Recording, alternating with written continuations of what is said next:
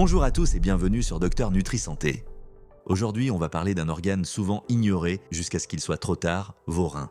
Il filtre votre sang, élimine les toxines, régule votre pression artérielle et équilibre vos minéraux. Pourtant, des millions de personnes vivent avec une maladie rénale sans le savoir. Parce que cette maladie évolue en silence, sans douleur, sans signe d'alerte claire, jusqu'au jour où tout bascule.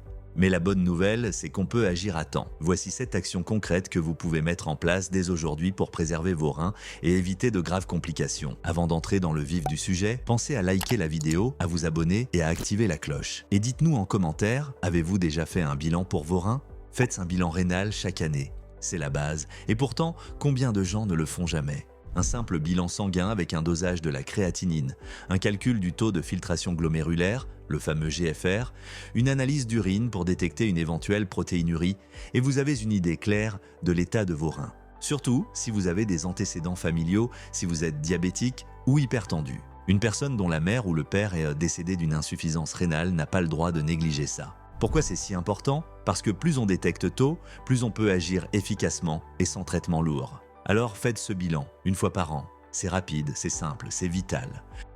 2. Ramenez votre poids à un niveau sain. Un IMC au-dessus de 25, c'est déjà un stress pour vos reins. Au-dessus de 30, c'est une charge chronique.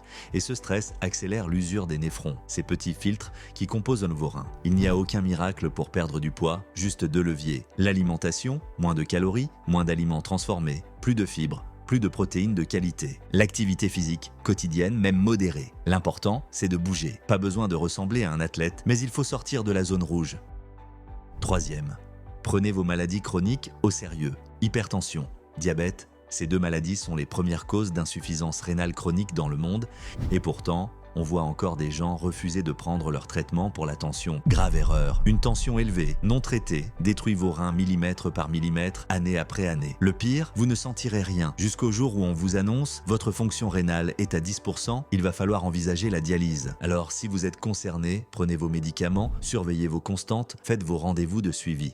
4e, stabilisez votre glycémie. On pense souvent que le sucre, c'est juste un problème de diabète. Faux. Une glycémie instable fatigue le pancréas, déséquilibre l'insuline et ça crée une inflammation chronique qui, à terme, abîme vos reins. On parle ici des sodas, des biscuits industriels, du pain blanc, des plats préparés, des céréales sucrées. Tout ce qui fait grimper la glycémie en flèche. Remplacez-les par des aliments riches en fibres, comme les légumes, les légumineuses, les céréales complètes. Ajoutez des bonnes graisses et des protéines de qualité pour ralentir l'absorption du sucre. Pas besoin de faire du keto, juste être cohérent et régulier. Votre glycémie vous dira merci, vos reins aussi. 5e, faites de l'exercice tous les jours. On cherche tous un remède miracle, mais il existe déjà. Il s'appelle l'activité physique. C'est simple, les personnes actives vivent plus longtemps avec de meilleurs reins. L'exercice régule la tension, améliore la glycémie, réduit l'inflammation, renforce le cœur et aide à perdre du poids. C'est un 5 en 1 naturel.